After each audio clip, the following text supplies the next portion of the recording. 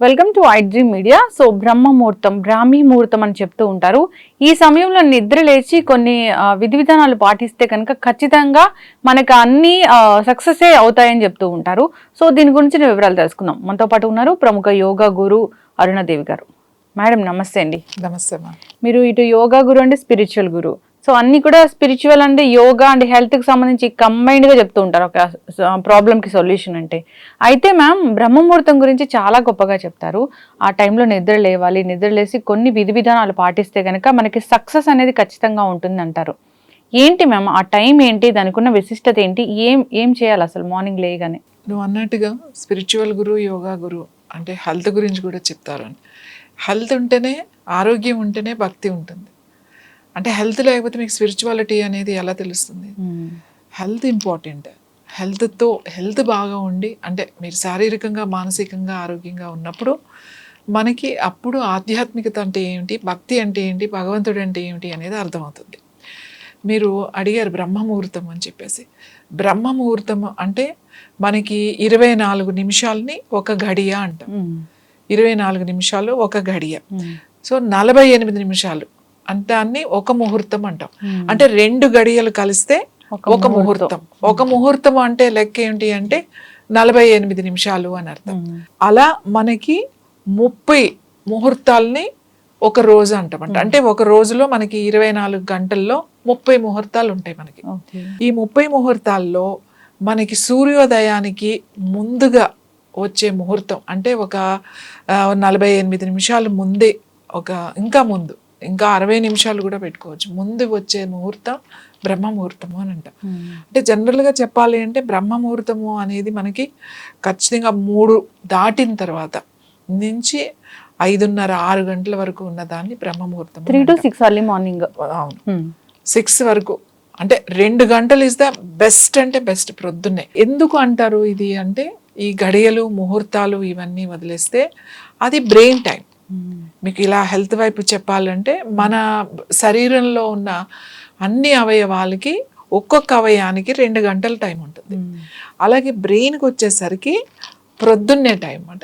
ఎప్పటి నుంచి 3 నుంచి 5, 5:30 వరకు ఉంటుంది. అది బ్రెయిన్ టైం.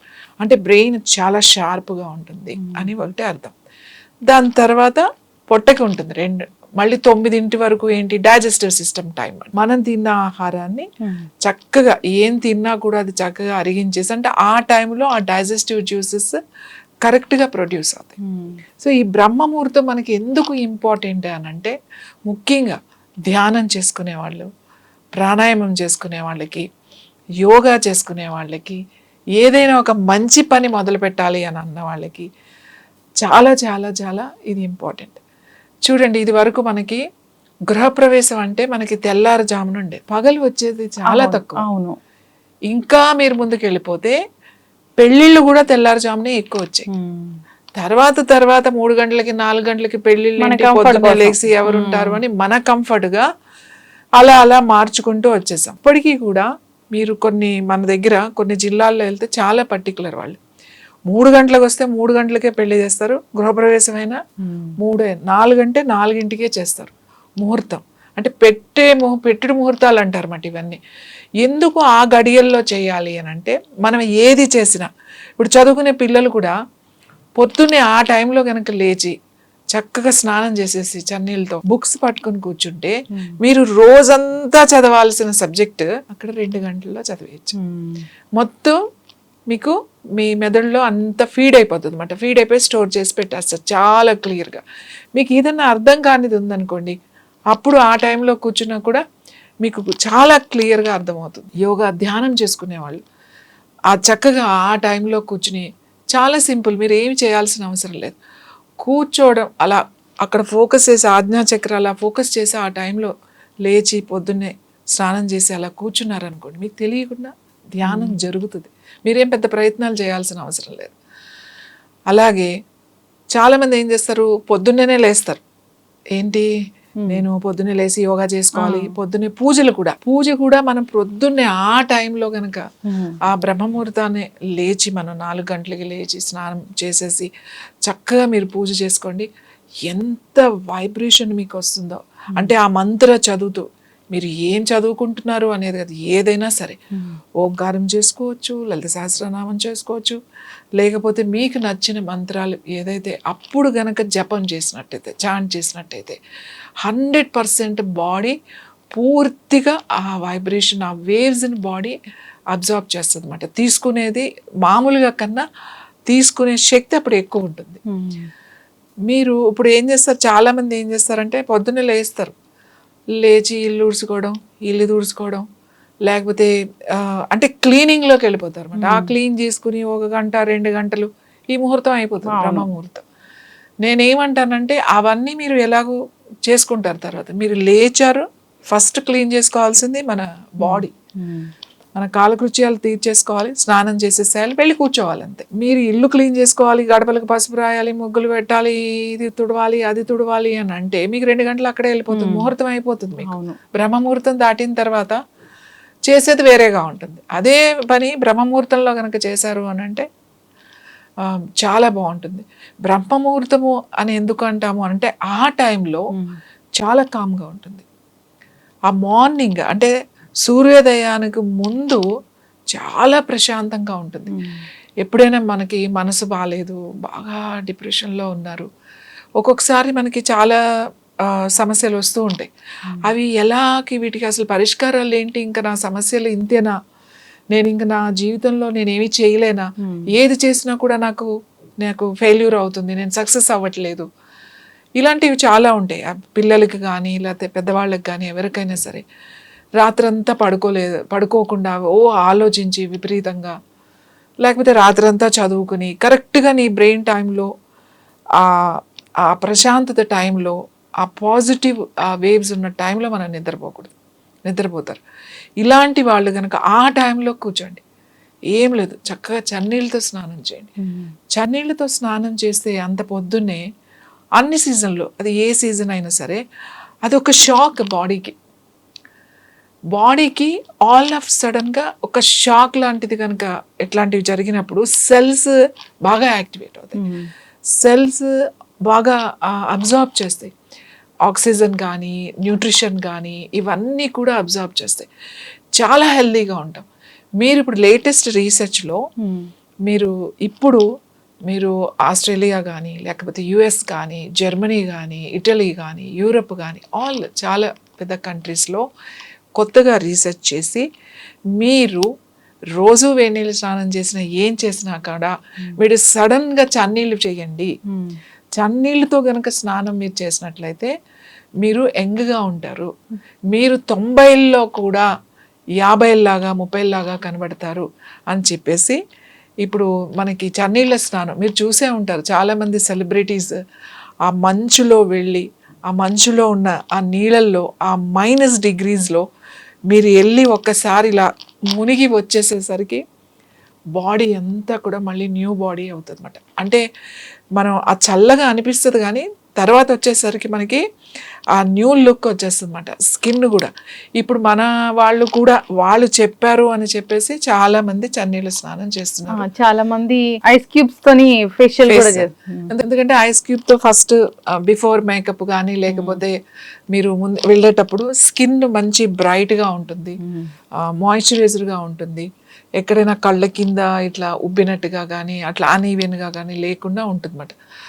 చాలా ఫ్రెష్గా ఉంటుంది, అది చాలా ఇంపార్టెంట్. ఫ్రెష్నెస్ అనేది చాలా ఇంపార్టెంట్. ఈ చన్నీళ్ళ స్నానం మన వాళ్ళు ఎప్పుడో చెప్పారు, మన ధర్మంలో కానీ మన సంస్కృతిలో కానీ ప్రతిదానికి కూడా ప్రొద్దున్నే లేచి బ్రహ్మముహూర్తాన్నే లేచి స్నానం చేసి చన్నీళ్ళతో స్నానం చేయండి అంటారు. చన్నీళ్ళతో పొద్దున్నే కనుక మనం స్నానం చేస్తే ఒక 50% రోగాలు పోతాయి. స్కిన్ ప్రాబ్లమ్స్ కానీ తర్వాత ఈ డిప్రెషన్ అని అంటున్నాను చూడండి, దాంట్లో నుంచి బయటకు వచ్చేస్తారు. ఏం చేయాల్సిన అవసరం లేదు, మీరు పెద్దగా కూర్చుని ఇవి చేయండి అవి చేయండి, మీరు దాని గురించి ఒక పెద్ద ప్రాసెస్ ఉంటుంది వాళ్ళకి, ఏమొద్దు. మీరు ఎలా అయినా సరే రాత్రంతా నిద్ర పట్టకపోయినా సరే ఆ టైంకి లేచి ఫ్రెష్గా చన్నీళ్ళతో స్నానం చేసి కళ్ళు మూసుకుని అలా కూర్చోండి అంతే. ఒక దీపం పెట్టుకుని అలా కూర్చున్నారంటే మళ్ళీ చాలా ఫ్రెష్గా ఉంటుంది. ఎక్కడి నుంచో మనకు ఒక నూతన శక్తి అంతా కూడా మనకి తెలుస్తుంది, ఎంత ఎనర్జీ నాకు ఉందా అని.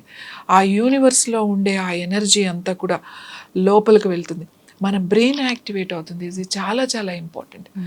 ఇంకా చెప్పాలి అని అంటే ఆ టైంలో కనుక కూర్చుని మన కళ్ళు మూసుకుని అలా కూర్చుంటే ధ్యానం బాగా జరుగుతుంది. సుషుమ్నా నాడి యాక్టివేట్ అవుతుంది. మనం జనరల్గా ఇది కుడి ముక్కుని సూర్యనాడి అని, ఎడమ ముక్కుని చంద్రనాడిని అని అంటాం. పింగళ అండ్ ఈడా నాడి అని కూడా అంటాం, గంగా యమున అని కూడా అంటాం.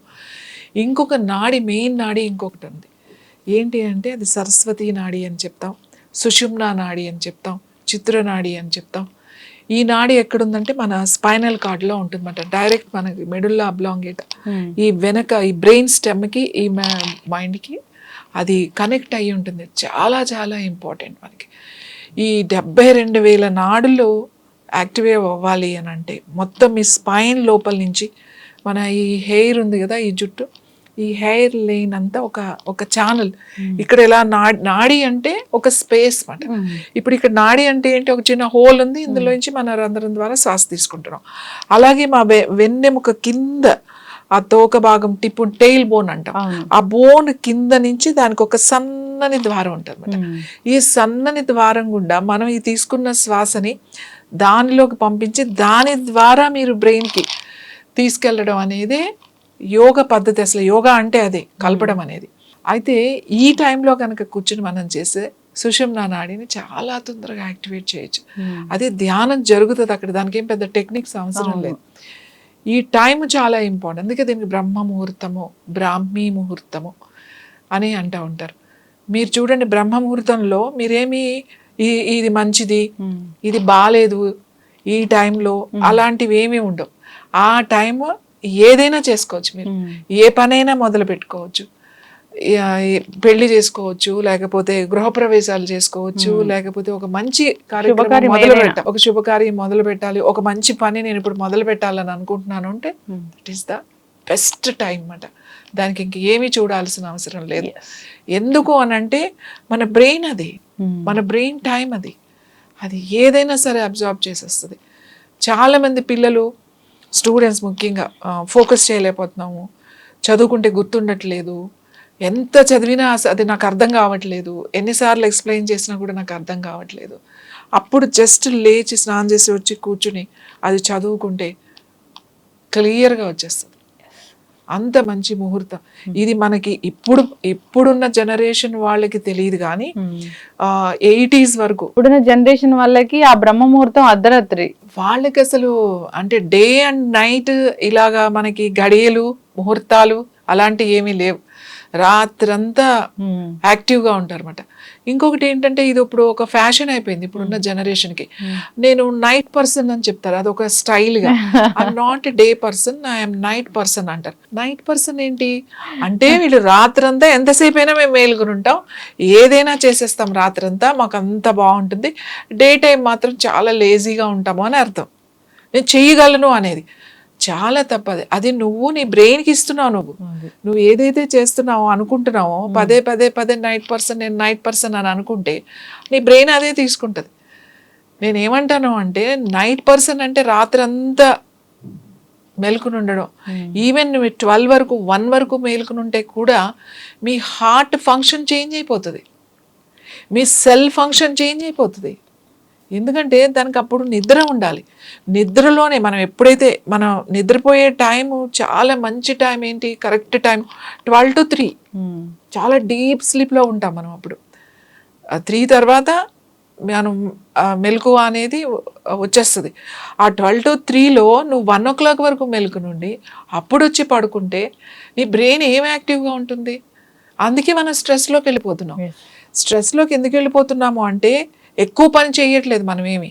ఇంతకు ముందు వాళ్ళు కూడా అంటే మన పెద్దవాళ్ళు, మన వాళ్ళు పాత వాళ్ళు కూడా అందరూ ఇంతకన్నా ఎక్కువ టెన్షన్, ఇంతకన్నా ఎక్కువ స్ట్రెస్లో కూడా వాళ్ళు కరెక్ట్గా బిహేవ్ చేశారు, కరెక్ట్గా ఆలోచించారు, డెసిషన్స్ తీసుకున్నారు, కరెక్ట్గా పనిచేశారు. కానీ ఇప్పుడు ఎందుకు చేయలేకపోతున్నారు అని అంటే ఈ టైమింగ్స్, అంటే జీవన విధానం మారిపోయింది. ఈ జీవన విధానం మనం ప్రకృతితోనే ఉండాలి. చీకటి పడితే నీ మెలటోనిన్ రిలీజ్ అవుతుంది. రిలీజ్ అయితే మంచి నిద్ర వస్తుంది. ఇప్పుడు పగలు పని చేస్తాం, యాక్టివ్గా ఉంటాం. కాబట్టి మనం ఇవాళ ఉన్న సమస్యలు, అనారోగ్య సమస్యలు కూడా సగం కారణం మనం రాత్రి మెలకుగా ఉండి లేటుగా లేవడం అనేది సగం కారణం. ఇది కొంచెం కరెక్ట్ చేసుకున్నారు అని అంటే మీకు 50%, ఇది కనుక మీరు కరెక్ట్ చేసుకున్నారు అని అంటే మీకు అసలు ఒక 50-60% హెల్త్ ఇష్యూస్ ఉండవు, డిప్రెషన్ ఉండదు, స్ట్రెస్ ఉండదు, మీకు టెన్షన్ ఉండదు, ఏమీ ఉండవు. ఇప్పుడున్న యూత్కి చెప్తున్నా నేను, ఇప్పుడున్న యూత్కి బ్రహ్మ ముహూర్తం పట్టుకోండి. దాన్ని, ఆ ముహూర్తం 2 గంటలే ఉంటుంది. ఆ 2 గంటల సమయాన్ని మీరు పట్టుకుని మీరు గనక దాన్ని గనక ఉపయోగించుకోగలిగితే అద్భుతాలు సృష్టించవచ్చు. ఖచ్చితంగా బ్రహ్మ ముహూర్తం చాలా గొప్పది. సో మీరు చెప్పిన విధంగా ఆ టైంలో నిద్ర లేచి మనము పూజ చేసుకోవడం కానీ, సో చదువుకునే స్టూడెంట్స్ అయితే చదువు మీద ధ్యాస పెట్టడం కానీ ఇలా చేయడం వల్ల సో ఖచ్చితంగా లాభాలే చేకూరుతాయి, శుభాలు జరుగుతాయి, అంతా బాగుంటుంది. అందుకే మన పెద్దలు చెప్పారు, దాన్ని మళ్ళీ మనం పాటించాలని కోరుకున్నాం. చక్కటి ఇన్ఫర్మేషన్ అండి, ధన్యవాదాలు.